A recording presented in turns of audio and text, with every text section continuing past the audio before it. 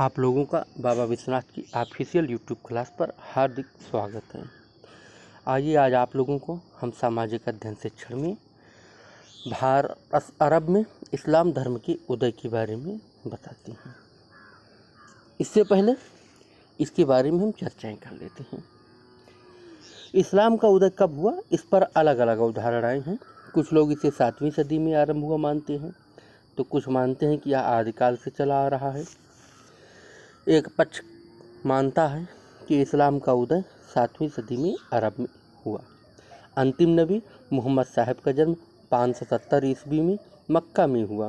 613 ईस्वी के आसपास उन्होंने लोगों को ज्ञान बांटना शुरू किया और इसी तरह से इस्लाम धर्म की शुरुआत कहा गया है। इसी को इस्लाम धर्म का शुरुआत कहा गया है। दूसरे पक्ष के विचारक इसको सही नहीं मानते हैं।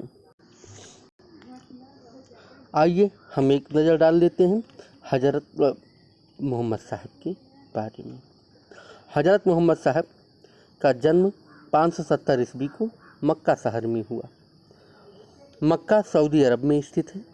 हज़रत मोहम्मद के जन्मदिन को ईद ए मिलाद उन नबी के नाम से मनाया जाता है। हज़रत मोहम्मद साहब के पिता का नाम अब्दुल्ला बिन अब्दुल मुतबिल था और माता का नाम आमना था। हज़रत मोहम्मद साहब के पिता के इंतकाल उनके जन्म के 2 माह बाद ही हो गया था। ऐसे में उनका लालन पालन उनके चाचा अबू तालिब ने किया। हज़रत मोहम्मद साहब का चाचा अबू तालिब ने अपनी जान से भी ज़्यादा ख्याल रखा और इस तरह से हज़रत मोहम्मद साहब बड़े होते हैं। 25 वर्ष की आयु में हज़रत मोहम्मद साहब खदीजा नामक एक विधवा से निकाह करते हैं।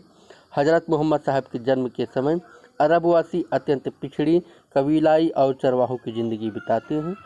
अतः मोहम्मद साहब ने उन कबीलों को संगठित करके एक स्वतंत्र राष्ट्र बनाने का प्रयास किया।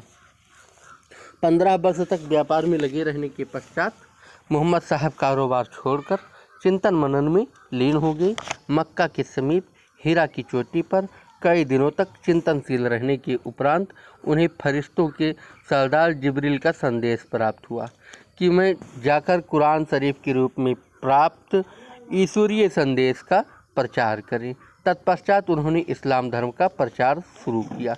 उन्होंने मूर्ति पूजा का विरोध किया, मक्का छोड़कर, जिससे मक्का का पुरोहित वर्ग भड़क उठा और अंततः मोहम्मद साहब ने 16 जुलाई 622 ईस्वी को मक्का छोड़कर वहां से 300 किलोमीटर उत्तर की ओर मदीना की ओर कूच कर दिया। उनकी यह यात्रा इस्लाम में हिजरत कहलाती है।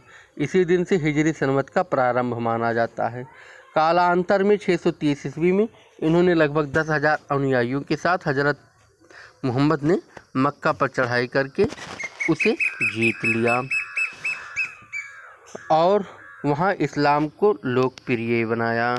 और इस तरह से 632 ईस्वी में 28 सफ़र हिजरी सन 11 को 63 वर्ष की उम्र में हज़रत मोहम्मद साहब ने मदीना में दुनिया से पर्दा कर लिया। उनकी वफ़ात के बाद आज तक लगभग पूरा अरब इस्लाम के सूत्र में बंध चुका था और आज पूरी दुनिया में उनके बताए तरीके पर ज़िंदगी गुजारने वाले लोग हैं। अब देखते हैं सच्चा मुसलमान किसको कहते हैं। सच्चा मुसलमान इस्लाम के मुताबिक कोई इंसान तब तक सच्चा मुसलमान नहीं हो सकता जब तक कि वह 5 कर्मों को पूरा न करे।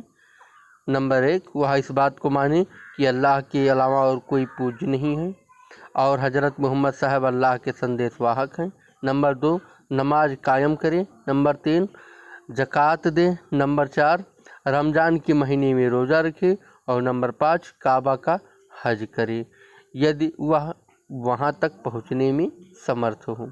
कुरान इस्लाम धर्म के पवित्र पुस्तक का नाम कुरान है, जिसका हिंदी में अर्थ सस्वर पाठ है।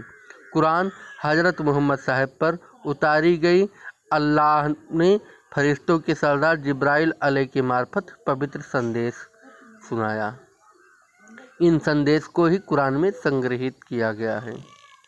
नबी और रसूल इस्लाम के अनुसार ईश्वर ने धरती पर मनुष्य के निर्देश मार्गदर्शन के लिए समय समय पर किसी व्यक्ति को अपना दूत बनाया। यह दूत मनुष्य जाति से होते थे और ईश्वर की ओर लोगों को बुलाते थे। ईश्वर इन दूतों से विभिन्न रूपों में संपर्क रखता था। इनको इस्लाम में नबी कहते हैं। जिन नबियों को ईश्वर ने स्वयं शास्त्र या धर्म पुस्तकें प्रदान की उन्हें रसूल कहते हैं। संप्रदाय। इस्लाम में दो प्रमुख संप्रदाय हैं, शिया और सुन्नी। मोहम्मद साहब की पुत्री फातिमा और दामाद अली के बेटे हसन और हुसैन को पैगंबर का उत्तराधिकारी मानने वाले मुसलमान शिया कहलाते हैं। दूसरी ओर सुन्नी संप्रदाय ऐसा मानने से इनकार करते हैं। आइए देखते हैं भारत में इस्लाम धर्म का प्रवेश। 712 ईस्वी में भारत में इस्लाम का प्रवेश हो चुका था। मोहम्मद इब्न कासिम के नेतृत्व में अरब के मुसलमानों ने सिंध पर हमला कर दिया और वहां के ब्राह्मण राजा दाहिर को हरा दिया।